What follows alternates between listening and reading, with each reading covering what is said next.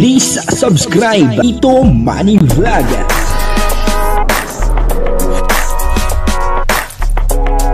Payagan po si Tito Manny Vlog na mag-reactor para pambiling gamot sa kanya pong karamdaman. Wala man siyang records ng ng awayan. Sa video pong ito ay may isang matalik na kaibigan itong si Rina na nagkwento tungkol po kay Rina. At tungkol po din sa sakit ni Rina, kung ito ay meron na ba talagang sakit nung ito ay bata pa. At dito nga ay makikita po natin na nagsabi rin siya na si Rina ay magaling na. Papanoorin po natin yung video. At syempre bibigyan po natin ng konting reaction. Pero bago po yan, ako muna po ay bumabati sa inyong lahat ng magandang umaga, magandang tanghali, at magandang gabi sa inyong lahat mga kapatid. Saan man kayo ng panig ng mundo naroon ngayon ay mag-iingat kayo palagi at pagpalain kayo ng ating Panginoon. Maraming salamat din po sa patuloy na tumatangkilik sa aking YouTube channel at nanonood sa aking video reaction. Patuloy lang po natin suportahan sila Kuya Bal Santos Matubang, Kalinga Prab, at Eda Vlog, Jack Tapia, at yung mga kasamahan ko po sa Karepa, ganun din po yung Team Views at yung mga charity vlogger na Kalinga Partner. Ito po yung video na kung saan ay meron palang isang matalik na kaibigan si Rina na talaga nga namang hindi nakakalimutan ni Rina. At ang kabuuan po ng video ito ay mapapanood po natin sa YouTube channel ni Caprown D. Ayun, supportahan po natin Caprown D Vlog. Ito po yung video. Kalingap, mga kababayan, good afternoon po. Kumusta po kayo? Yun, nandito na naman po tayo, mga kalingap, mga kababayan. Dito po tayo sa isang lugar. Kung natatandaan po ninyo, yung pinuntahan po dati natin na mag-ina na ito po ay kababata ni Rina, at ito rin pong lugar na to na kung saan lumaki po dito si Rina na naging kalaro nga po ni Rosemary. Kung makikita po ninyo nandito sa likod natin, ayan, meron po siyang patubig, parang patubig po yan sa parang dam, mga kalingap. At ito po nasa likod na to ay may mga malalaking bato. Ito daw pong daanan na ito, itong lugar na ito mismo, dito po naglalaro si Rina kasama po nitong ni Rosemary. Kaya po nung huli natin po siyang makausap, nung time na pinuntahan po natin sila, ay grabe po yung lagnat ng kanyang anak. At may mga nag-comment nga po dahil nakabalot po yung yung katawan ng bata. Ang sabi po ay huwag pong babalutin. So salamat po doon sa nag-comment at nagkaroon po tayo ng idea at natuto po tayo doon. So tara po mga kalingap, puntahan po natin at alamin pa po natin kung ano pa po yung naging buhay ni Rina. Kasama po siya dati na naging kababata. Dahil po si Rina, mga kalingap, sa pagkakaalam po ninyo, sa hindi pa po nakakaalam, si Rina po ay hindi po inborn, na ganun po yung kanyang pag-iisip. Nagkaroon lamang po ng kaya po naging gano'n, nagkaroon lamang po ng isang problema. Kaya po yung pag-iisip ni Rina hindi po normal. Kumbaga late boomer, kumbaga sabi nila. Correct me if I'm wrong kung sa late boomer, mga kalingap. So tara po, puntahan po natin si Rosemary. Pasok po ako ng ALS. Graduating po ako, kaso kulang pa po yung pambayad ko po sa school. Hindi ko po alam kung saan po ako kukuha ng pambayad kasi bukas na po yung bayaran po namin. Bukas na yung bayaran yun? Opo. Sa school, anong grade ka na nga? Grade 12? Grade 12 po. So next year, this year pala, college ka na, first year. Yung, pag hindi ka ba nakabayad, anong magiging hindi ka makagraduate? Hindi ko po makukuha yung toga ko. Wala po akong gagamitin pag graduate. Kasi kulang pa po yung bayad. Pag wala kang bayad, walang toga, hindi ka makakasama doon. Baka hindi ka nila isama. Baka Grabe, hindi po maririlisan kasi ng toga at invitation yung wala pong kulang pa po yung bayad. Grabe. So, Ros, gaano ba ka-importante sa'yo na makasama ka ngayon sa graduation? At itong pag-aaral mo na makagraduate, ngayon graduating ka ng grade 12, gaano ka-importante sa'yo to? Siyempre, importante po. Kaya nga po ako nag-enroll po ng ALS kahit may anak na po ako kasi gusto ko pong makatapos. Isiningit ko pa rin po yung pag-aaral ko kasi gusto ko po naman na paglaki po nung anak ko ay may sabi naman lang po ako sa kanya na nakapagtapos po ako kahit grade 12 lang po. O ito, kaibigan mo si Rina. Baka malay mo, mapanood niya to. Ano ba yung mo sa supporters ni Rina? Malay mo, isa sila sa makatulong sa'yo. Sa mga supporters po ni Rina, kung mapanood niyo man po ito, sana po kung ano, sana po ay matulungan niyo po din ako kahit kaunting tulong lang. Maraming salamat na po.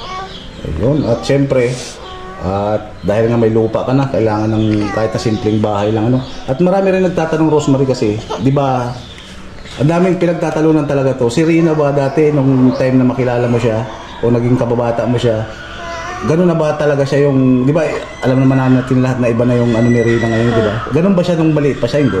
Hindi naman po siya ganun dati.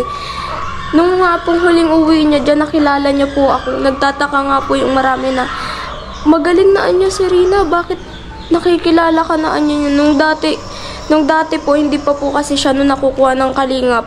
May time po talaga na violated na po siya, nananakit na po siya. Tapos di ka nakikilala? Hindi po, wala na po siyang nakikilala. Tapos, nasa bahay na lang siya. Pag siya po nakakatakas or nakakalabas ng bahay, nananakit po siya. Kaya, kinukulong lang po siya or binabantayan po siya ng maigi. Oo. Kumbaga, nagtaka ka rin bakit naging ganun siya, ano? Opo. Tapos ngayon po, maigi na po siya ulit. Nakakakilala na po siya. Kilala pati pangalan mo? Opo, sabi niya po sa akin nung nagdaan kami dyan, sabi niya sa akin, Ate Rosemary, sabi po sa akin nung mga taga dyan po sa labasan, ikaw lang anya ang nakikilala ni Rina, bakit anya kami hindi Oh? Patagal anya namin yan dito kung ano. Nagtataka nga po kami nun. Sabi niya magaling na si Rina, salamat sa Diyos, pag-igi na din. Yes, ano? Yun po, napanood po natin yung video, no? At medyo nakakaawa ang sitwasyon po ni Rosemary, ano? Talagang nangangailangan po siya ng tulong. At yun na nga, no? Nananawagan po siya doon sa mga sponsor ni Rina. Ano po, ay sana ay matulungan po natin itong si Rosemary. Ano po, at talagang nakikita po natin yung kanyang kalagayan. Ano po, na talagang hirap po sila sa buhay. Ano po, bagamat ganun, ang nangyayari, ay pinagpapatuloy pa rin niya yung kanyang pag-aaral, ano. Siguro ang edad po nito ay mga 18, mga ganun, ano. Mas maedad siguro ito ng konti kay Rina. Kasi si Rina ay 17, ano po. At yun na nga, ano, sabi niya ay maaga daw po siya nakapag-asawa. At ngayon nga po ay meron siyang isang anak. Subalit hindi hadlang yung kanilang kahirapan upang sa ganun ay hindi po siya makapagpatuloy sa pag-aaral, ano. Yun po ang kagandahan din sa kanya. Ano po, sinisikap niya na siya ay makatapos sa kanyang pag-aaral, ano po, at ang sunod nga ay college na, no? Pero hindi niya po alam kung siya ay makakapag-college pa. Ano po, ang importante sa kanya ay nakatapos po siya ng grade 12. Sa ganun man lang daw po ay may pagmalaki niya ito sa kanyang anak na siya ay nakarating din ng grade 12. Ano po, at malaking bagay po yun, kapag nakagraduate ka po ng grade 12. Yun po ay isa sa madalas na requirements na hinihingi, no, sa pag-a-apply ng trabaho. Pero yung grade 12, malaking bagay na po yun. Kasi bago ka mag-enroll ng grade 11, tatanungin din po siguro kung ano pong kurso ang gusto mo. Parang ganun, ano, yun po ang kwento sa akin ng pamangking ko. Parang may mga course na din po dyan. Ano, at pag nakagraduate ka nga po doon, ay meron ka na pong natututuhan na pwede mo pong maging trabaho. Yun po ang kagandahan din, ano, kapag nakagraduate ka po ng grade 12.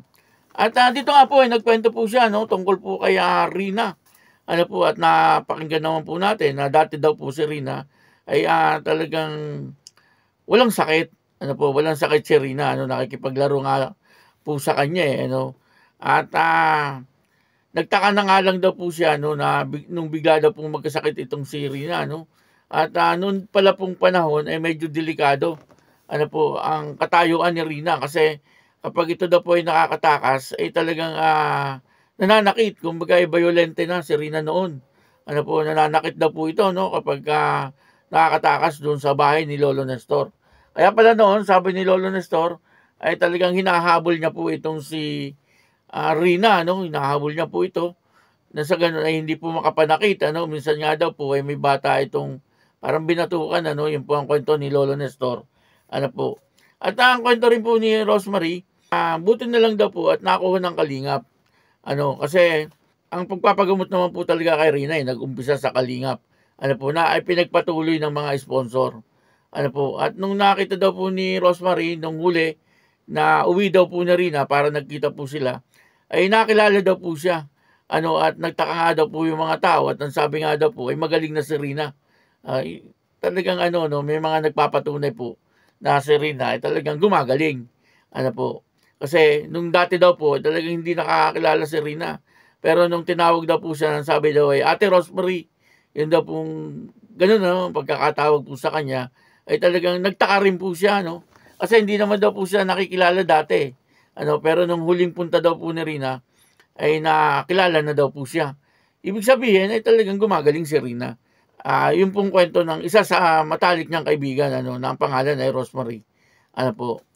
At nakakatuwa naman po na marinig na gano'n, ano, na nanggagaling po sa ibang mga tao, ano, sa mga kapitbahay, sa mga kaibigan niya, na si Rina ay gumagaling na, ano. Yung mga nandun nga daw po ay nagtaka at nagpasalamat daw po sa Panginoon kasi nakita daw po nila na magaling na itong si Rina. Ano, kaya nakakatuwa, ano po, na marinig yung mga ganung bagay. At sana, ano po, yung panawagan nitong kaibigan ni Rina, ano po, na humihingi ng tulong, ano po, sana yung matulungan na, ano po. lalo na po dun sa kanyang anak. Sabagay, sabi niya po, nagpapa-breastfeed daw po siya, ano, at yun daw po ang ginagawa niya sa ngayon, kaya hindi daw po siya namumblema sa gatas. Pero siyempre, kailangan din po ng bata ng vitamins, ano po, at kailangan po ng talagang mga masustansyang pagkain, ano, para hindi maging malnourished, ano po. Kaya sana, ano, may tumugon po sa kanyang panawagan doon sa mga sponsor ni Rina. Maraming salamat po sa inyo lahat. At ako po si Tito Manny Vlog na nagsasabing God bless you all. Diyos mabalos.